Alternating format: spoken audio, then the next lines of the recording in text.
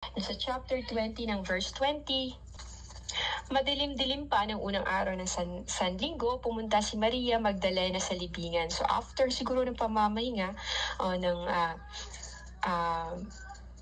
kahit padilim, napaka-excited ni Maria Magdalena kahit na madilim-dilim pa, no? Pinuntahan agad niya yung libingan ng Lord at yan, napasabi siyang kinuha nila ang Panginoon mula sa libingan at hindi namin alam kung saan siya inilagay. Sa inyong sinabi niya kay Pedro. Dito makikita natin yung mga opinion o kuro-kuro ng mga tao. Yun, mahilig magpanik at kung ano-ano na lang iniisip dahil yun nga, hindi na nila makita ang Panginoon Jesus Christ. So mapapaisip sila saan kaya nagpunta, umalis ba o ano, di ba? Hindi nila naintindihan yung sinabi ng Panginoon na mabubuhay siyang muli. So dito din sa verse 9, hina-highlight ko lang guys yung aking isi-share sa inyo. Pumasok din ang alagad na naunang dumating, yun nga nung nalaman na wala pala yung katawan ng Lord, ay napakaripas ng takbo si Juan, pati na si Santiago. At yun nga, hindi pa nila naunawaan noon na si Jesus ay kailangan muling mabuhay ayon sa kasulatan, kaya sila nagpapanik. Sila ay nababahala, nababagabag kung saan nga si Lord Jesus Christ dinala, o baka may kinalaman ng mga Hodyo o Parisiyo o kung sino. At umuwi nga sila, no, kasi sa kanilang mga tahanan na madaming katanungan sa kanilang isip for sure. So yun nga, sa verse 11, si Maria ay nakatayong umiiyak sa labas ng libingan. Habang umiiyak ay yumuko siya at sumilip sa loob. So guys, dito natin makikita yung pagmamahal ni Maria, no, na dito din makikita natin yung sinasabi sa salita ng Lord na seek ye first the kingdom of God, or seek the Lord and you shall find. Sabi nga ng Lord, seek me and you shall find me. So sinabi dito sa verse 12, may nakita siyang dalawang anghel na nakadamit ng puti at nakaupo sa pinaglagyan ng bangkay ni Jesus. Pero hindi niya alam na sila ay anghel. So alam lang niya, may mga dalawang tao doon na nakaupo. Pero hindi niya alam na mga anghel yun. So ang nagre-reveal na nito guys ay si Lord Jesus Christ kay John the Beloved. So si John the Beloved nga palang nagsumusulat ng mga bagay na ito. So yun nga, at bangkay ni Jesus ang isa'y sa gawing ulunan at ang isa naman sa paanan. So sinasabi dito na ang dalawang anghel ay nakaupo sa may bandang ulunan at sa may bandang paanan ni Lord Jesus Christ.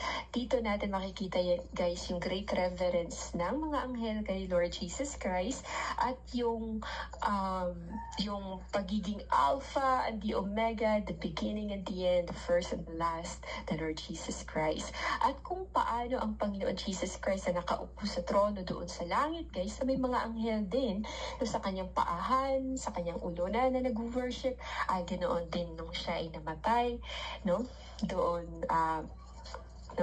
sa kanyang libingan, kahit na sa ganung paraan ay may ipakita pa din ng mga anghel ang kanilang respeto, great reverence kay Lord Jesus Christ.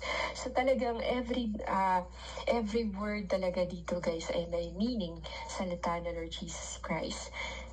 So yun nga, alam niya na nakasuot ng nakaputi mga lalaki, pero hindi niya alam na mga anghel yun. So yun nga, at di siguro niya nagpakita ng brightness, nag-disguise as mga tao. So may ganun guys, na nagdi-disguise na mga tao as tao yung mga anghel, pinapadala ni Lord Jesus Christ. So kung halimbawa, very bright yung anghel, mapapaupo si Maria, na mapapaluhod siya dahil sa holiness na meron ng mga anghel. Pero kasi nag-disguise as tao, katulad na lang ng ginawa ni Raphael sa Book of Tobit, na nag-disguise siya as tao, as pinsan ni Tobit. Kaya hindi nahihimatay, hindi din nawawala ng lakas si Tobias. At yun. So, tinanong nila si Maria, tinanong nila yung babae. Sabi niya, babae, bakit ka umiiyak? Sabi niya ganon. Sabi nilang gano'n. Sumagot siya, kinuha nilang aking Panginoon at hindi ko alam kung saan siya inilagay. So, ibig sabihin, ang Diyos ay naantig sa bawat pighati na meron tayo sa buhay. At sa bawat paghanap natin sa Kanya ay talagang matatagpuan siya. At dito rin makikita natin, yun nga ang malaking pagmamahal, no? At yung paghahanap ni Maria sa kanyang Panginoon, sa kay Lord Jesus Christ. So si Maria ang pinakaunang pinakitaan ng Panginoon Jesus Christ.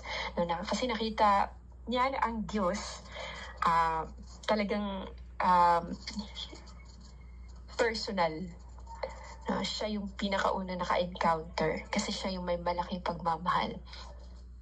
Hindi ba't sa lahat ng tao noong unang panahon ay si Maria Magdalena ang nagpakita ng grabing remorse, no? Grabe yung remorse niya, paghingi niya ng tawad sa Panginoon, na ginawa niyang towel daw. Ginawa niyang pamunas ang kanyang buhok. Ginawa niyang panghugas ang kanyang luha sa mata ng Panginoon. No, after niyang hinugasan, nilagyan pa niya ng perfume, pinabanguhan pa niya. So, dahil doon, nakita na Lord ang sobrang pagmamahal. Alam niyo ba guys, na kung grabe yung pagmamahal mo sa Panginoon, the more magre-reveal si Lord Jesus Christ sa'yo. Kasi, may connection Napaka-powerful and strong yung connection na yun, na meron ka sa Diyos. Kasi mahal na mahal mo ang Diyos. Yun nga, makikita din natin dito guys, na nakita din na Lord ang puso ni Maria, na nananabik sa Kanya. Yun nga, labis ang pagmamahal, matatagpuan mo talaga si Lord if you seek the Lord with all of your heart. Napakabuti mo, Lord Jesus Christ, na wala talagang kasing katulad ni Lord Yeshua Mashiach. So, yun nga, verse 14, pagkasabi nito ay napalingon siya at nakita niya si Jesus na nakatayo roon. Pero, hindi niya alam na si Lord Jesus Christ yun. Hindi pa binuksan ni Lord ang kanyang mata na siya ay si Lord Jesus Christ. So, si Lord nga pala ay transparent at wala siyang katulad. Hindi katulad sa atin na may mga hawig-hawig tayo, kahawig. Pero si Lord ay wala siyang kahawig. Transparent si Lord. At kaya nga naman, hindi talaga siya mai-drawing. Kahit sa sino pang dalubhasang magaling mag-draw, hindi makaka-draw sa mukha ni Lord Jesus Christ. Dahil siya ay makalangit, guys. So yun. At dahil sa, yun nga, hindi naman niya kilala si Lord Jesus Christ noon. Hindi pa binuksan ni Lord ang kanyang mga mata na siya ay si Lord Jesus Christ mismo. At dahil sa pagkaantig ng Panginoon ay igagrant niya ang hinihiling ng tao. No? At binibigyan niya ng permisong makita at makilala siya. Kapag sinisik mo ang katotohanan, matatagpuan mo siya. Yun nga, binibigyan hinayaan ni Lord Jesus Christ or pinahintulutan ni Lord na makita siya ni Maria. No? Tinanong siya ni Jesus, "Babae, bakit ka umiiyak?" Sabi niya gano'n, "Sino ang hinahanap mo?" Tapos sumagot din ni Maria na akala niya isang hardinero, si Lord Jesus Christ. Sabi niya, "Ginoo, kung kayo po ang kumuha sa kanya, pakituro nga po ninyo sa akin kung saan ninyo siya inilagay at kukunin ko." Di ba? At kukunin ko.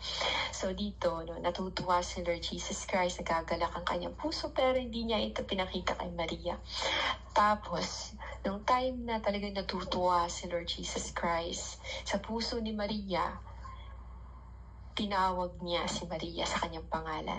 Pagsabi niyang Maria, na nabuksan ang kanyang spiritual eyes, spiritual understanding, na siya pala ay si Lord Jesus Christ. Noong time, guys, na binanggit din ni Lord yung pangalan, yung ikalawang punta ko pala ng church room, tinawag yung pangalan ko. Sabi niya, Eileen.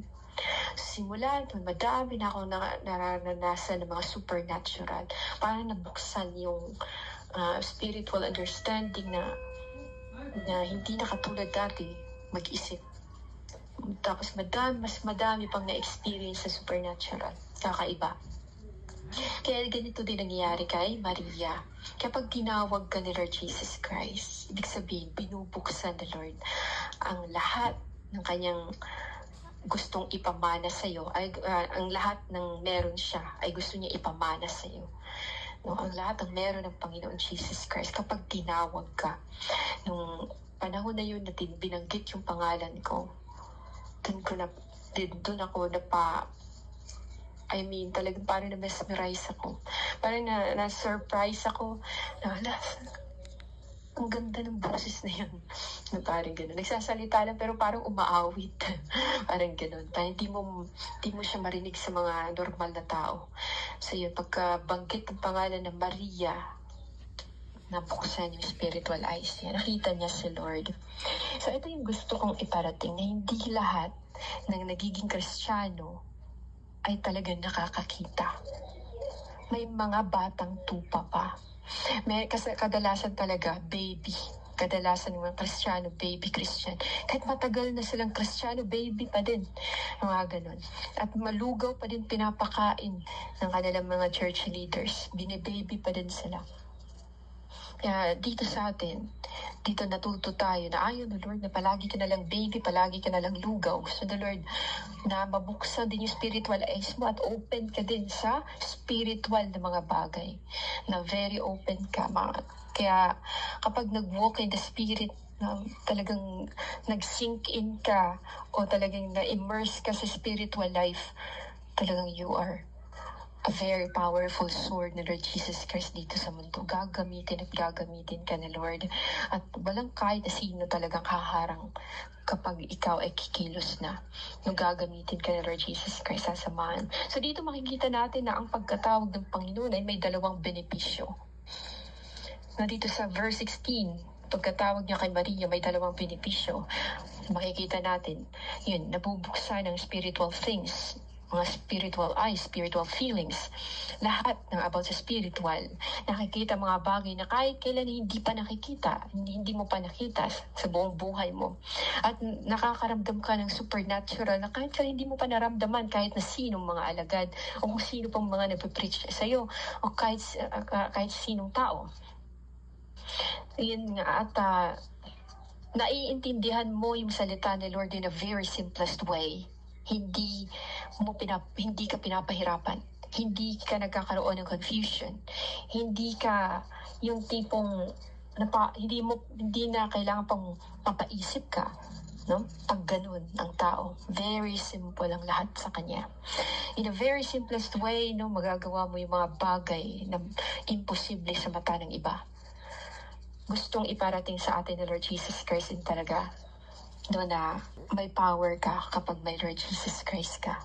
Kung hindi magpapakilala si Lord Jesus Christ sa tao, o ang Diyos, no, hindi magpapakilala, ay kahit anong gawin pa ng tao, kahit magbasa pa siya ng magbasa buong araw, gabihin pa siya, hindi pa hintulutan ng Lord Jesus Christ na makilala siya, hindi din niya makikilala. Wala ding sa isa yung kanyang effort. Dahil hindi naman sa ating effort tayo, guys, hindi naman dahil sa ating effort na matatanggap natin ang salvation, kundi it's a free gift from God. Kusa itong binibigay ng Panginoon Jesus Christ. So yun nga, ikalawa, pag nagsimula kang tawagin ng Diyos, ibig sabihin ikaw ay entitled, yun nga, aside sa nakakakita, entitled ka din na umakay. No, para sa mga hindi pa nakakakita. Gagamitin ka as mensahero, gagamitin ka as tungkod para sa iba, pillar, gagamitin ka din para sa iba. Aakayin mo din sila. Katulad ng pag-akay sa iyo ng Panginoon nung bulag ka. Ganon din ang gagawin mo sa mga tao na ipapaakay ng Lord Jesus Christ sa iyo. And it takes the power of the fruits of the Holy Spirit para magawa ang mga bagay na yun. Kaya kailangan natin talaga yung bunga o ugali ng Panginoon na mag-rest sa puso natin. So yun nga, mga sarado pa ang puso at isipan tungkol sa holiness and righteousness na hinahanap ng Diyos sa mga tao. So ang main purpose ng Lord Jesus Christ talaga, bakit naparito siya sa mundo? Para sa sinner na gawin niyang holy and righteous. Naparito ang Diyos para gawing holy and righteous ang tao. Kung hindi lang basta-basta isi-save ka na. Save. Kundi, masisave ka kapag if you follow the Lord Jesus Christ, no? Kapag sumunod ka. Holiness and righteousness ang hinahanap ng Lord Jesus Christ. Nakatulad sa Kanya. Kasi ang mundo ay nababalot ng ugali ni Satan. At ang hinahanap ng Lord ay gusto niya maging katulad sa Kanya din na ugali. No, naghahanap pa siya. Hinahanap niya yun. Yung may ganong klaseng puso. So yun nga. At humarap si Maria at yun, tinawag niyang Master, Rabboni, tinawag niya sa Lord Jesus Christ. So, tumugon si Maria sa boses ng Panginoon. At tulad nga ng sinabi ko, kapag tinawag ka ng Lord, mabubuksan ang spiritual eyes mo at ikaw ay gagamiting mensahero ni Lord Jesus Christ. At ganoon ang nangyayari kay Maria Magdalena nung siya ay bumalik sa kanilang lungga. No? Bumalik kung saan sila nagkakasama-sama sa tahanan nila. No? At yun nga, sabi ni Jesus, huwag mo akong hawakan sapagkat hindi pa ako nakakapunta sa Ama. Sa halip, pumunta ka. No? Inutusan na niya si Maria. Nagsimula ng mag-utos ang Panginoon. So, si Maria ang pinakauna.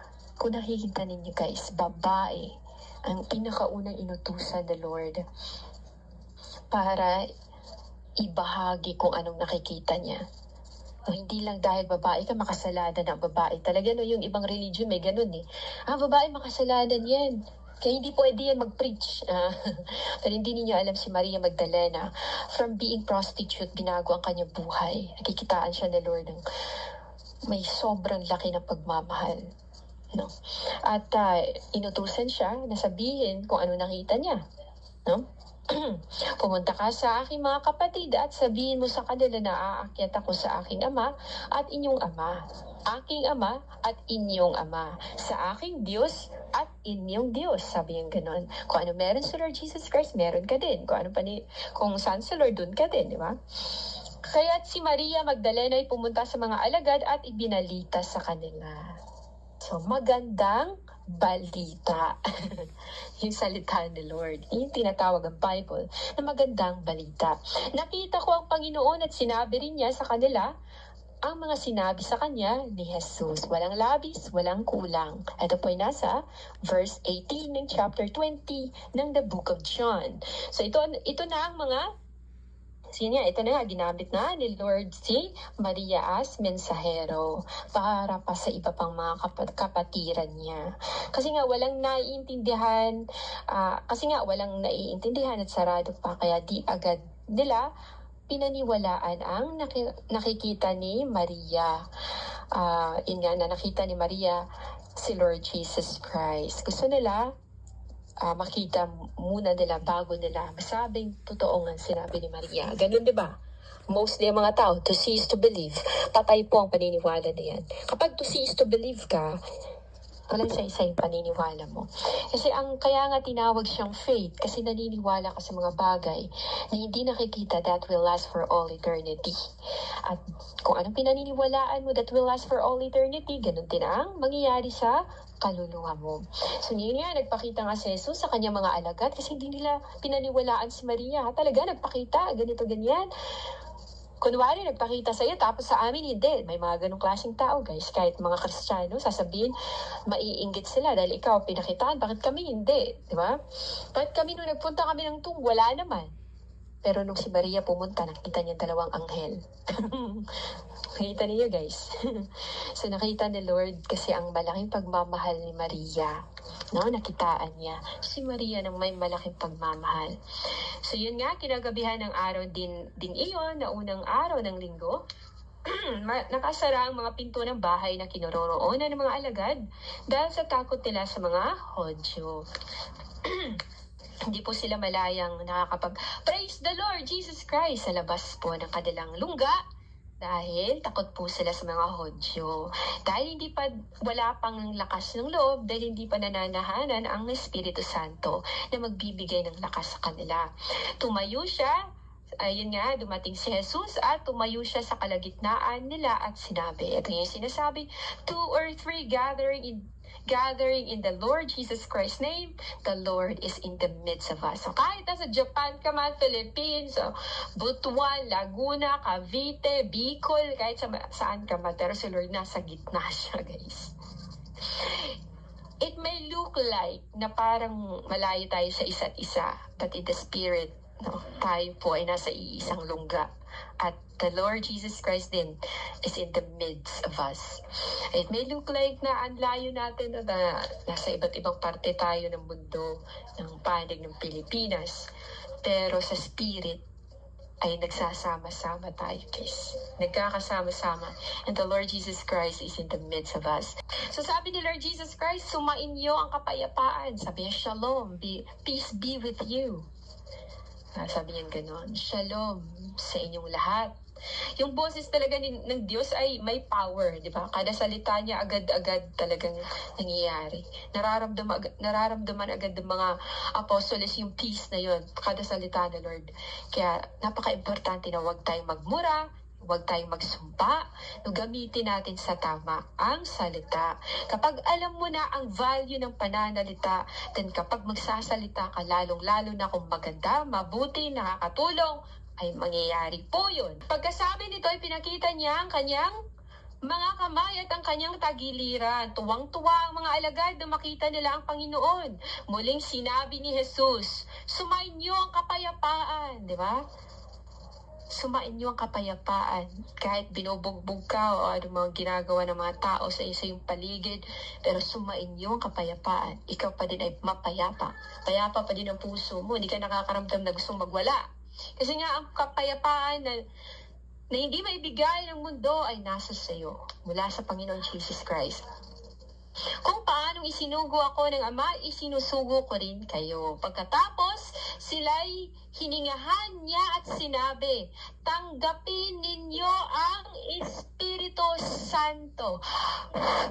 Nag-blow si Lord Jesus Christ. Tanggapin ninyo ang Espiritu Santo. Kung patatawarin ninyo ang mga kasalanan, ninuman ay pinatawad na ang mga iyon. Subalit ang hindi ninyo patatawarin ay hindi nga pinatawad. Mga blasphemy na mga gawa na hindi nakarapat na, hindi mapapatawad, ay hindi talaga mapapatawad ni Lord Jesus Christ. Kapag ginawan ka ng hindi maganda, patatawarin mo siya. Pero sa part ni Lord Jesus Christ, blasphemy ang ginawa niya. Yun nga ang nangyayari kay Tomas. So, hindi lamang, for sure, hindi lamang si Tomas ay nakakaramdam siguro ng parang unfairness. Kaya siya siguro ay hindi naniwala agad. Sabi nga dito sa chapter 20 verse 24, ngunit si Tomas na tinatawag na kambal at kabilang sa 12 ay wala roon nang dumating si Jesus. So hinayaan ito ng Lord Jesus Christ dahil nakita ng Lord ang kanyang puso.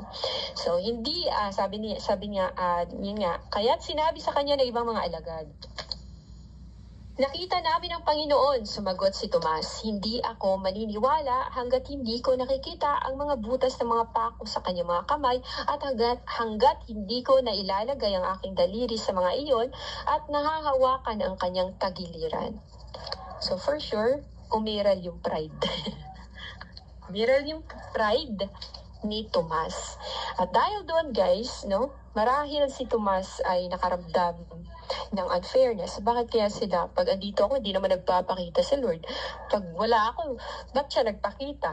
Bakit siya nagpakita? Maria, ganito, hindi na lang, di ba? Madaming mga ganun ng tao, guys. Dahil mainggitin, nagsiselos ang tao, madaling magselos ang tao. Yan nga ang nangyayari. Para hindi magkasala si Tomas, nagpakita si Lord Jesus Christ. At sinabi dito nga, kung hindi niya mahawakan yung kamay ni Lord at hindi magpakita sa kanya, hindi siya maniniwala. To see is to believe. Gusto ni Lord patayin yung to see is to believe na pananampalataya, paniniwala na yun. So niya talagang maniwala. Kasi hindi ka magagamit kung to see is to believe ka. Yun nga si Tomas sumisimbolo na to see is to believe. So makalipas ang isang linggo, muling nagkatipon sa loob ng bahay ang mga alagad at kasama nila si Tomas. So nung time na yon, siguro sabi ni Tomas, di na nga ako aalis, baka magpakita si Lord Jesus Christ, di ba? So, biglang nagpakita si Lord Jesus Christ, yun nga. So, nakasara naman ang pinto, ngunit pumasok si Jesus at tumayo sa kalagitnaan nila. Nakasara ang pinto, imagine that. Pero biglang pumasok si Jesus at tumayo sa kalagitnaan nila. Sinabi niya, sumain niyo ang kapayapaan. At sinabi niya kay Tomas, ilagay mo ang iyong daliri dito at tingnan mo ang aking mga kamay. Ilagay mo ang iyong kamay sa aking tagiliran. Diba? At yung sinasabi na salita ni Lord kanina na nakafocus sila at titingnan nila yung sinaksak ng sibat sa may tagiliran niya. Kaya yan nga, no, pinapakita ng Lord yung tagiliran niya kay Tomas na inilagay yung kanyang daliri. Ganun. So yun. Pinapakita ng Panginoon ang kahalagahan ng kapayapaan na siya lamang ang bukod-tanging prinsipe ng kapayapaan at siya lamang makakapagbigay nun. Siya ang source of peace.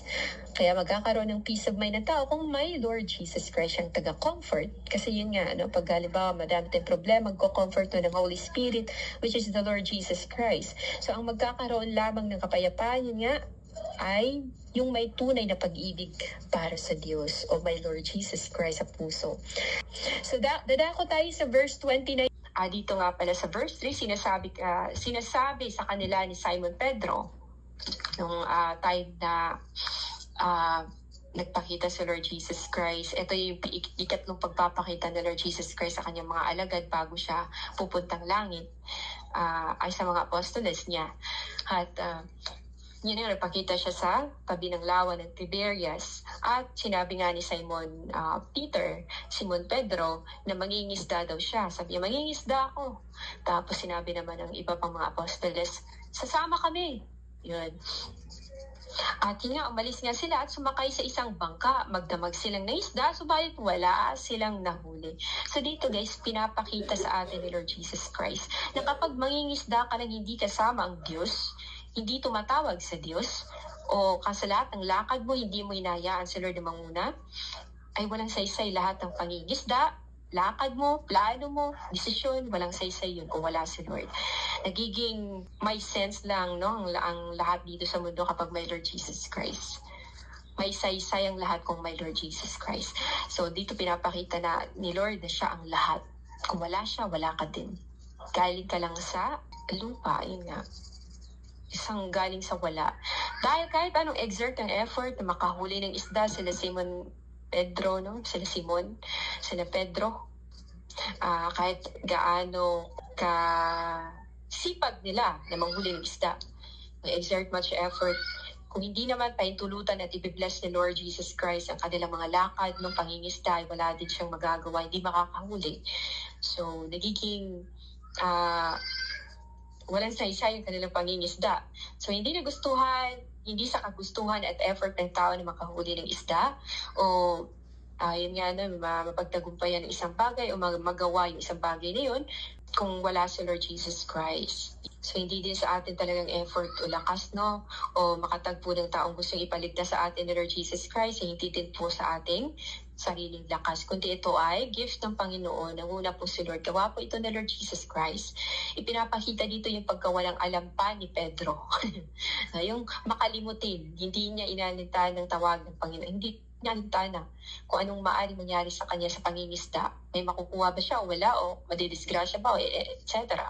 So hindi pa niya totally naunawaan ang pagkakaroon ng Panginoon sa buhay, at pinapakita din dito na to the rescue ang Panginoon na hindi mahuhuli ang kanyang tulong sa mga sumasampalataya sa kanya. So yun, pinapakita ni Lord Jesus Christ ang kanyang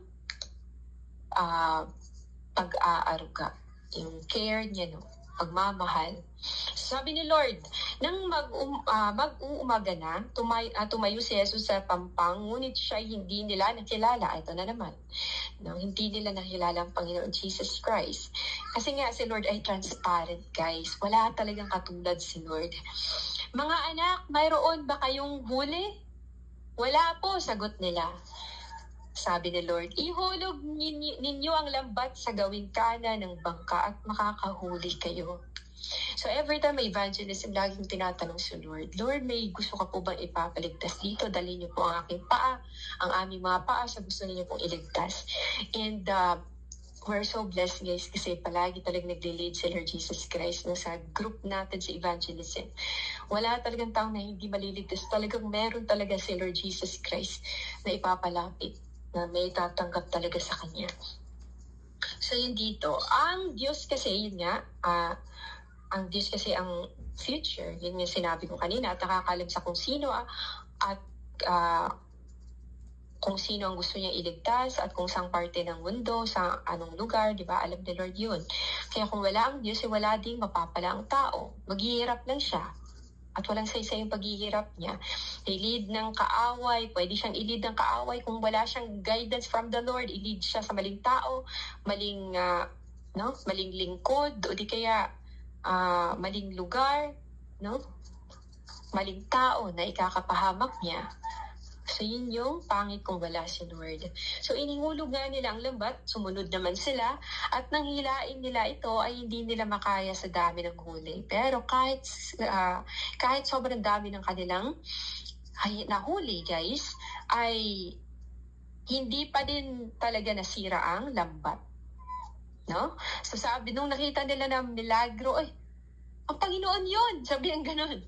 No, hindi nila nakilala ang Panginoon sa pampang, pero nung nagmilagro na, nasasabi na nilang, ang Panginoon yun. So, trademark ni Lord Jesus Christ yung word na milagro sa pangalan niya. Parang na talaga, yun nga, dahil ang pangalan niya ay miracle worker. So, sakalang maniniwala talaga mostly ang tao kapag nagmilagro ng Panginoon Jesus Christ sa buhay nila. Mostly. So, nang marinig ni Simon pero na ang Panginoon iyon, nagsuot siya ng damit dahil nakahubad siya, nahihiya siya. Nahumarap na nakahubad kasi banal yan. Kung si Josue nga pinapasuot ng sandalyas, pinapahubad ng sandalyas dahil nasa dako siyang banal, si Pedro naman ay nagsuot ng damit kasi hubad. Tumating sa pampangaang kasama niyang mga alagad, sakay ng bangkat hilahilang lambat na puno ng isda. Yan nga, hindi pa din nasira yung lambat. So yun, pagkaahon nila sa pampang, nakakita sila roon ng isdang iniihaw sa nagbabagang uling at ilang tinapay. So, kaya alam ni Lord Jesus Christ kung nagugutom na ang tao. Alam talaga ni Lord, nagpo-provide na siya. No? Wala pa sila sa pampang, pero yun nga, nagluluto na pala ang Panginoon. Nagpa-prepare na pala. May pinaprepare na si Lord Jesus Christ na magandang bagay o pagkain o yung mga makakabuti para sa tao. So pagkadating nila doon, guys, hindi pa din nasira yung lambat at yun. Kaya nga, bigla talagang lumabas din sa akin bibig yung good laborer deserves a good meal. Na yung a good worker deserves a good meal. Deserve a good meal. Yun yung biglang lumabas sa bibig ko nung nag-evangelize kami sa Laguna. Kasi nga, ito yung ginawa din ni Lord. Now, deserve din niyang pakainin ang mga apostoles sa sumunod. Pinapakain niya ang mga apostoles. Walang labis, walang kulang. Talaga mabubusog. Tamang-tama lang. Yun. Magdala kayo rito ng ilang isdang nahuli ninyo, sabi ni Jesus. Kaya't sumampa sa bangka si Simon at hinila sa pangpang lambat na puno ng laking isda. 153 lahat ang nahuli nila. 153 lahat ang nahuli nila. Hindi nasira ang lambat, yun nga. So sabi dito ni Lord, hali kayo at mag-agahan kayo. Diba? Sabi ni Jesus, isa man sa mga alagad ay hindi nangahaas magtanong sa kanya kung sino siya, sapagkat alam nila na siya ang Panginoon. Ito yung sinasabi ko, guys. Wala talagang makakagaya sa mukha ni Lord na i-drawing di katulad ng meron ng Katoliko. Kasi transparent. Kahit kasama nila si Lord Jesus Christ, hindi pa din sila nangahas magtanong. Diba? Ibig sabihin, hindi sila familiar sa mukha. hindi sila familiar sa mukha. No, hindi sila nagtanong. Nakasama nila for how many, siguro for 2 years or 3 years ang Panginoon. No, bago nagpakamatay sa krus. Pero hindi nila talaga memoryado yung mukha. Ibig sabihin kasi, Diyos siya, wala siyang katulad. Yun din nangyayari kay Lord Jesus Christ. Hindi niya deserve na i-drawing. Kasi dahil yun sa holiness, guys, kaya transparent sa Lord. So sabi ni Jesus, yun nga, walang lakas loob na magtanong. So lumapit si Jesus, kinuha ang tinapay at ibinigay sa kanila. Ganoon din ang kanyang ginawa sa isda. Ano pinakain? At dito na guys, pinagtatatanong na ni Lord ng 3 beses si Simon Pedro kung mahal ba siya. So ang unang sinabi niya, ang sabi ng Panginoon kung kay Simon, no, kung mahal ba siya, no, alagaan niya yung tupa. Yung sabi nga dito, sabi dito ni Lord na sinasabi sa kanya ni Jesus sabi niya, Simon, Pedro, anak ni Juan, iniibig mo ba ako ng higit sa mga ito? Diba? Tapos tumugon si Simon na, Opo, Panginoon. Diba? Tapos, sumagot si Lord, sinabi ni Lord, kung gayon, pakainin po ang aking mga batang tupa. No? Ibig sabihin, mga baby Christian. Mga batang tupa. Mga bata pa sa pananampalataya, mga baguhang pasok, mga bago pa lang sa pananampalataya kay Lord Jesus Christ. Tinanong siya muli ni Lord. Sabi niya, mahal mo ba ako? Tapos sabi niya, Opo, Panginoon. Sabi niya, alagaan mo ang aking mga tupa. No? Ang una, pakainin. Pakainin mo yung aking ang mga batang tupa. So, sinabi din dito sa ikalawa na alagaan. So, hindi lang pakainin, alagaan din. So, pangatlong tanong niya, di ba? Mahal mo ba ako, Simon? Si Lord Jesus Christ. So, doon na parang napapaisip na si Pedro, nalungkot na siya. Ba't kaya palagi akong tinatanong? No? So, yun nga. At sinabi niyang mahal niya si Lord at alam naman ito ng Lord Jesus Christ. So dito guys, no, sinabi din ni Lord Jesus Christ sa kanya kung anong maaaring sapitin niya sa panahon na maluwalhati ng Panginoon sa buhay niya, yung kamatayan niya.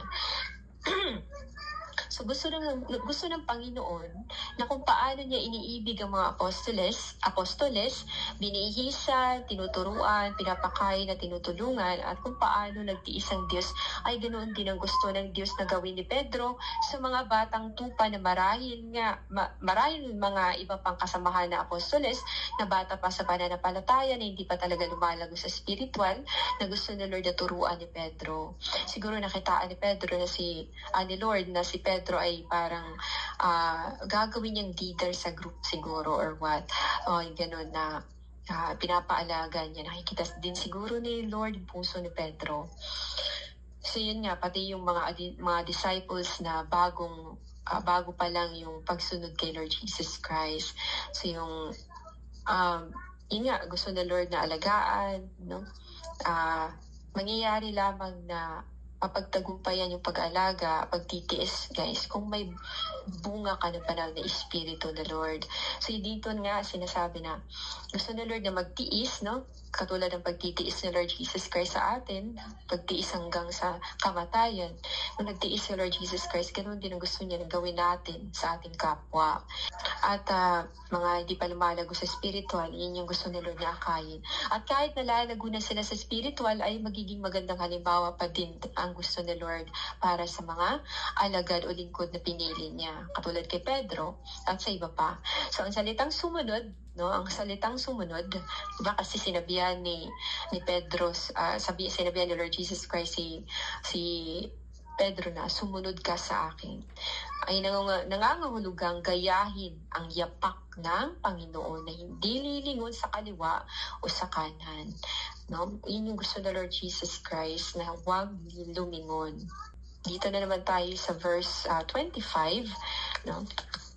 So si Lord Jesus Christ, no, binibigyan kasi talaga niya bawat isa ng iba't ibang task, iba't ibang gifts din. At yun nga, katulad na kay John the Beloved, na parang siya yung pinakahuling mamatay o magdadala ng mensahe ng Panginoon Jesus Christ. So yun nga, tinatanong ni Pedro, bubuhay ba siya hanggang sa pagbabalik ni Lord?